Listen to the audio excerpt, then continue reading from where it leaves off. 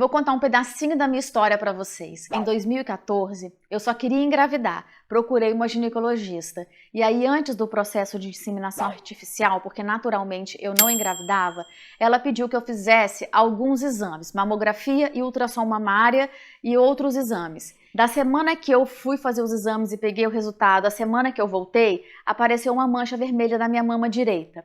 Fui ao consultório da ginecologista mostrar o resultado dos exames e despretensiosamente eu mostrei essa mancha vermelha. Ela perguntou se a mancha estava quente, eu disse que não. Ela colocou a mão sem colocar a mão no meu corpo e falou que estava quente. Com o resultado dos exames, ela se preocupou. E eu não fazia ideia, nunca imaginei que eu poderia ter um resultado de uma doença numa tentativa de engravidar, que sempre foi o meu grande sonho. E aí ela me listou 5 nomes de mastologistas e pediu que eu procurasse urgentemente. Mas mesmo assim, eu não entendi que eu poderia ter um câncer de mama incurável. Marquei um mastologista, ele me atendeu, ele viu o exame, ele pediu a biópsia e aí o processo começou. Foi numa sexta-feira de carnaval de 2014 que eu recebo então um diagnóstico completo. Eu estava com câncer de mama já com metástase, isso significa que ele já estava em algumas partes do meu corpo. Lógico que a minha cabeça, né, foi do céu ao inferno, porque pelo que eu estava entendendo da conversa dos médicos, eu só tinha talvez 6 meses de vida. Então, durante um período, eu tive uma morte em vida. Eu vivi achando que eu ia morrer a qualquer momento, que eu ia dormir e acordar morta. Que eu ia dormir e não ia acordar, né? Então, até que eu entendi, calma. Vamos nos centrar, mas isso não foi do dia para a noite, isso demorou uns 6 meses, foi quase 2014 inteiro para eu entender o que estava acontecendo, até porque eu achava que o câncer ele era hereditário. Quando você começa a estudar, você entende que, pelo menos eu, dentro dos meus ínfimo nada de conhecimento, eu achava isso, que 10% era multifatorial e 90% hereditário. Muito pelo contrário, 90% é multifatorial e 10%, somente 10% é hereditário. Tanto que na minha família não existe caso. E aí então eu recebi esse diagnóstico, fiquei desesperada, mas como eu não fui morrendo ao longo dos dias que foram se passando, eu então mergulhei nos estudos. Por quê? Antes do diagnóstico, eu era uma pessoa, eu me tornei uma pessoa obesa, eu engordei 30 quilos, e aí, à medida que eu ia engordando, eu engordava mais, porque se eu estava gorda, eu comia, porque era uma fuga, era a minha fuga dos meus vazios existenciais, porque eu vim uma vida inteira trabalhando, vivendo para trabalhar, essa era a verdade. Eu trabalhava exaustivamente, então eu não tinha conexão com espiritualidade, eu não tinha entendimento que eu precisava cuidar do meu corpo físico, porque nós somos seres espirituais vivendo uma experiência física. Esses conhecimentos não existiam na minha vida, então eu também não sabia que eu tinha muitas memórias negativas. Eu não sabia de nada. Eu só sabia trabalhar, cumprir as metas, bater as metas, ser uma boa profissional. E essa era a minha vida, trabalhar, trabalhar, trabalhar. Eu não tinha lazer, eu não me permitia viajar, eu só trabalhava para bater metas. E nem vou te falar que eu ganhava bem, mas eu era tão descontrolada até financeiramente que às vezes eu me pegava com nenhum real na minha carteira. Eu juro para você, nem R$1 na carteira. E para passar de uma cidade para outra onde eu moro, existe um pedágio, que hoje é R$2,10. Aí eu tinha que escolher, ou eu pagava o pedágio, ou eu dava volta na cidade e rezava para a gasolina não acabar. Então, eu trabalhava, mas eu não tinha controle nenhum. Minha vida era uma bagunça. Literalmente, ela era uma bagunça. Então, eu estava 30 quilos acima do meu peso ideal. E aí era sedentária, porque toda vez que eu tentava fazer uma caminhada, parecia, se eu andasse 100 metros, parecia que tinha uma faca enfiando na minha panturrilha. E cada vez que eu não conseguia, cada vez que eu forçava, a dor aumentava. Era uma dor insuportável. Quando eu recebo o diagnóstico, eu então entendo que minha vida era um desastre. Que eu era um desastre, porque eu não tinha entendimento sobre as coisas mais importantes da vida, que é a conexão com o meu eu interior. O que era o meu eu interior? Até então eu não sabia o que era o meu eu interior. Eu não sabia de nada. Eu era uma pessoa completamente alheia a tudo. Quando eu recebo o diagnóstico, eu entendo que eu preciso transformar, ressignificar a minha vida em 360 graus. E foi isso que eu fiz. Quando eu entendi a gravidade da minha doença, que eu falo que não é minha, a gravidade da doença, eu não trago isso para mim. Eu aprendi com uma médica homeopata. Eu fui fazer uma consulta, ela deixou eu falar. E no final ela falou bem assim, eu posso te dar um conselho? Você me permite? Eu falei sim. Ela é toda espiritualizada. Eu falei sim. Ela falou assim, para de falar minha doença, meu câncer, meu isso. Nada é seu. E eu peguei. Então tudo que as pessoas iam falando para mim, que faziam sentido, eu incorporava na minha vida. E eu tô aqui, muitos anos depois, para falar que o impossível é só uma questão de ponto de vista. Outra coisa, que não importa o tamanho da sua queda, o que importa é o quanto você demora a se levantar. Então, com esse diagnóstico, eu queria viver. E eu queria provar que eu não teria só 6 meses de vida, eu teria muito mais. Eu mergulhei nos estudos, eu me conectei, eu fui entender qual era a minha essência primária, o que o meu corpo, minha alma estava pedindo tanto e eu não entendia. Porque a gente não adoece no corpo físico, a gente primeiro adoece no nosso corpo emocional, depois a gente adoece no nosso corpo mental e depois você chega no seu corpo físico. Quando com os meus estudos sobre o câncer, tem muitas pesquisas científicas que falam que o câncer começa 5 anos antes dele chegar no seu corpo físico. Olha que incrível! E quando eu fazia as contas, era exatamente isso, porque 5 anos antes de eu receber o diagnóstico, eu tinha sofrido uma demissão uma rasteira, foi um dos grandes traumas da minha vida.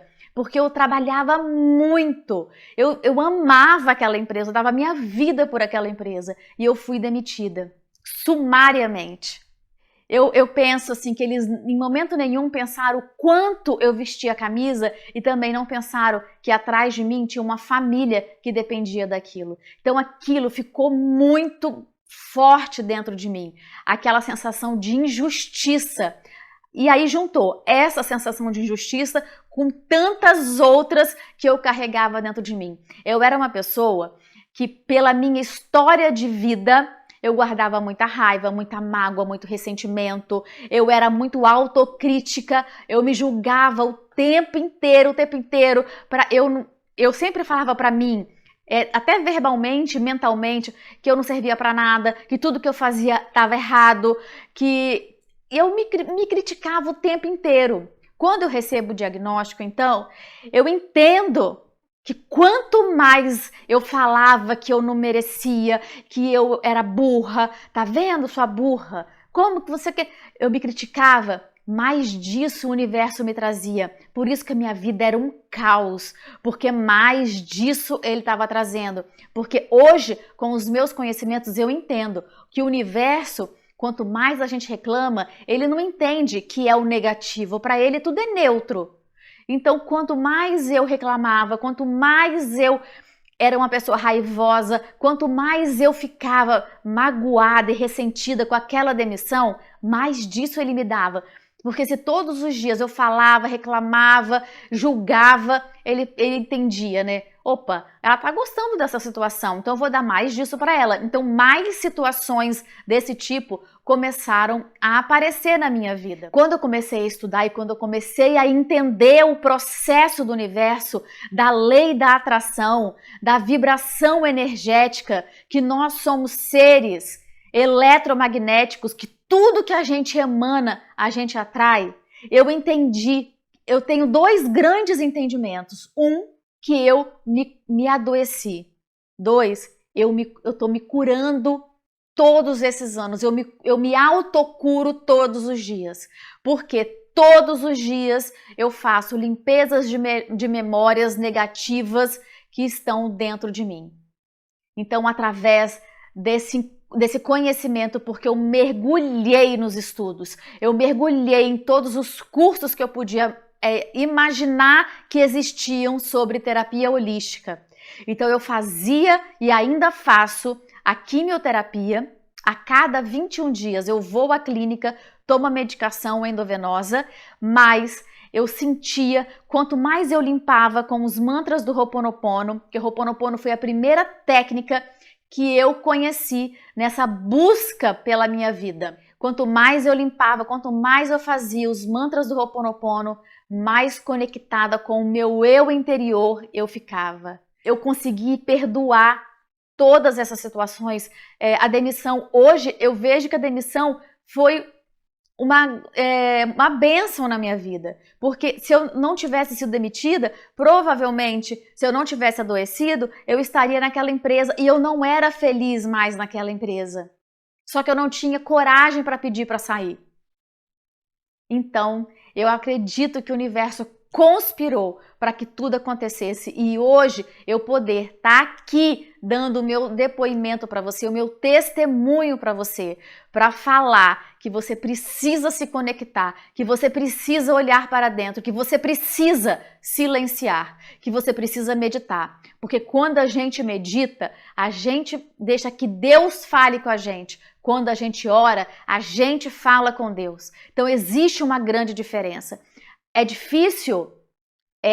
Mas não é impossível. Sentar, alinhar as costas, alinhar os chakras, limpar todas essas memórias negativas, esses lixos emocionais que a gente carrega, que não faz diferença nenhuma na nossa vida. Nenhuma. Tudo que acontece no nosso passado tem que ficar no passado. A única coisa que a gente tem que fazer é pegar aquela situação, olhar para aquela situação e falar, ok, entendi, aprendi com você, não quero mais isso na minha vida, não irei me comportar igual, porque naquele momento você tinha uma consciência desse tamanho. Hoje a sua consciência está assim, igual a minha.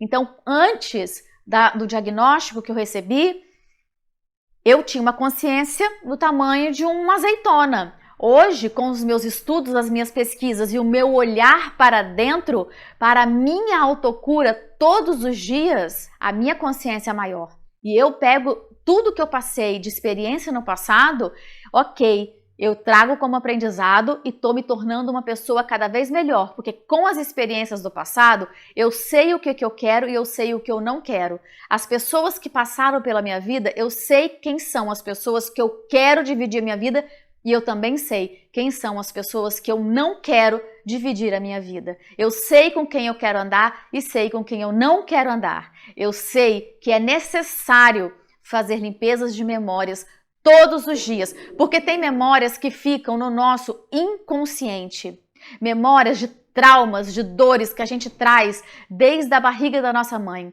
desde a nossa ancestralidade e que a gente não se dá conta disso, porque está no inconsciente. O inconsciente é aquele porão escuro onde nossos traumas ficam guardados, mas a gente tem ferramentas para limpar. E eu entendi também que a minha cura, ela também viria de eu emagrecer através de uma alimentação mais saudável. E eu emagreci 30 quilos. Eu emagreci até um pouquinho mais do que 30 quilos.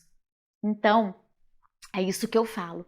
Quanto mais a gente se conecta com a gente, quanto mais a gente limpa essas memórias de raiva, rancor, insegurança. Eu era uma pessoa extremamente insegura e a minha insegurança me levava para uma carência afetiva, porque eu sentia desamparo familiar. Tudo isso colapsou numa compulsão alimentar, me fez engordar porque eu não conseguia encarar os meus vazios. Mas talvez não porque eu não queria, porque eu nem sabia que eu tinha vazio. Eu só sabia que eu sentia uma dor. Sabe, eu sabia que eu tinha alguma coisa que me faltava, mas não sabia o que era. Eu não sabia onde procurar. Então, a compulsão alimentar foi uma forma que a minha mente encontrou para eu conseguir substituir as minhas dores emocionais. Então, quando eu olho para trás, hoje eu vejo que tudo faz sentido. Tudo faz sentido. Então, o meu recado para você é: você pode se adoecer. Você pode se adoecer com seus pensamentos, com as suas palavras, com seus sentimentos, com o que você guarda aí dentro de você. Quais são os sentimentos que você está guardando? Raiva, medo, insegurança, rancor, tristeza, sentimento de injustiça, de não merecimento, de que todo mundo vive bem, mas que você não vive não. Igual eu pensava, comece a fazer o trabalho de autocura, porque você está se adoecendo, como eu fiz. Então você precisa começar a fazer esse trabalho, essa engenharia reversa. Você precisa começar a olhar para dentro, silenciar. E se uma pessoa consegue, você também consegue. Então o meu recado para você é esse: olhe para dentro, se valorize, se ame, vá para a frente do espelho, olhe dentro dos seus olhos, diga para você sorrindo: eu te amo e eu te aceito do jeito que você é.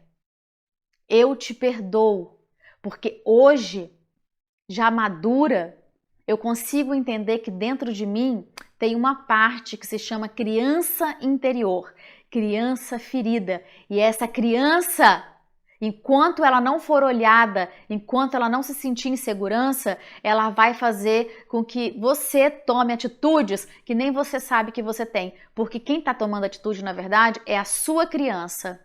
Mas quando a gente estuda Ho'oponopono, quando a gente entende que essa criança precisa ser olhada, que depois que ela é olhada, depois que você fala para ela: ei, eu estou aqui, você está em segurança, você deixa de ter comportamentos infantis, você deixa de achar que tudo é para você, tudo é contra você, porque a sua consciência já expandiu, você já despertou e já entendeu que o mundo não gira só em torno de você. Então, o meu recado é esse para você: acorda, se autocura todos os dias, e que o Ho'oponopono é uma ferramenta incrível para te auxiliar no seu equilíbrio emocional, na sua evolução espiritual, na limpeza das suas memórias negativas. Ele vai te ajudar a você se centrar, porque quanto mais a gente limpa essas memórias, essas cascas dessa cebola, né? Porque parece que a gente é uma cebola cheia de casca. Quanto mais a gente limpa, mais lugar a gente dá para a divindade ter a oportunidade de mandar inspirações para nós, e através dessas inspirações a gente vai tendo insights e a gente vai percebendo como que o fluxo do universo funciona. Então esse é o meu recado do coração para você. Cuide-se, ame-se verdadeiramente, aceite-se como você é. A divindade, Deus, o nome que você quiser dar, eu não estou falando de religião aqui, o nome que você quiser dar, ele te fez única, único, só tem você na Terra. É como se você tivesse dentro de você um chipzinho, só tem você nesse 8 bilhões de pessoas.